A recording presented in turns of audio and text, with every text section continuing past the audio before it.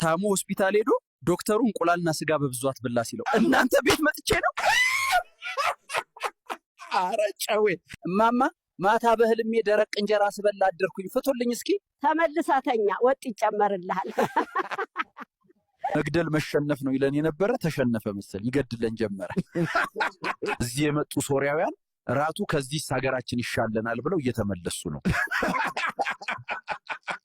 አረጨዌ አንዷ ጠንቋይ ቤት ሄዳ የማይቅም የማይጠጣና የማያመሽ ባል እፈልጋለሁ ስትለው እሱን የምታገኘው እስር ቤት እንጂ እኔጋ አይደለም አላት።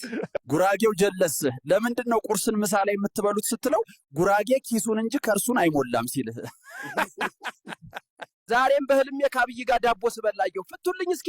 ያልተሟላ ህልም አንፈታም። እንደገና ተኛና ሙዝ ጨምርበት ከዛ ይፈታል።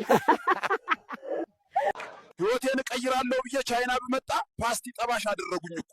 እዛው ሀገሬ አርሰናልን እየደገፍኩና ሙዜን እየበላው ብኖር ይሻለኝ ነበር። ስለ ስራህ ግን ነግረኸኝ አታውቅም። ያው እኔ ከአንገት በላይ ስፔሻሊስት ነኝ። በፀጉር ቆራጭነት ላይ ነው ስፔሻላይዝ ያደረኩት።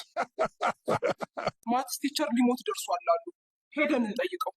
ብቻ የኤክስን ነገር አደራ እንዳያገኟት። የሀገሩን ኢኮኖሚ ያናጋህ አንተ ነህ። የህዝቡን ምግብ ጨረስከው። ኧረ እባክህ ኑሮ በአንተ የተነሳ ተወደደ። ዛሬ ፓርላማ እንገባለን፣ ለመንግስት ችግራችንን እናገራለን። ተከታተሉ። ኢትዮጵያ ተአምራዊ እድገት እያሳየች ነው። ሰው ጠግቦ እያደረ ነው። የኑሮ ውድነቱም ቀንሷል። እኔ የምለው እኛ ማናቃት ሌላ ኢትዮጵያ አለች እንዴ? እነሱ ቪፒኤን አብርተው ሌላ ሀገር እየኖሩ ነው መሰለኝ። መጥፎና ጥሩ ዜና አለኝ። መጥፎ ዜና ምንድን ነው? ሁለቱም እግሮች መቆረጥ አለበት። እንዴ ጥሩ ዜናው ምንድን ነው ታዲያ? እዛኛው ክፍል ጫማ የሚገዛ ሰው ተገኝቷል ይላል። እንጀራ 30። ሴቶች ግን ይቺ በስልካችሁ ከቨር ውስጥ የምትይዟት 50 ብር መቼ ነው የምትዘርዝሩት? ፋስት ፉድ ይልሃል አባቴ። ቶሎ ከች በሉ እዳ ያልቀባችሁ። ኑሮዬን ለማሸነፍ ተፍተፍ እያልኩ ነው። ፍጠኑ።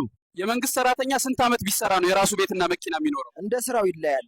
ለምሳሌ ጠዋት ጉምሩክ ከተቀጠርክ ከሰዓት የራስ ቤት ይኖርሃል።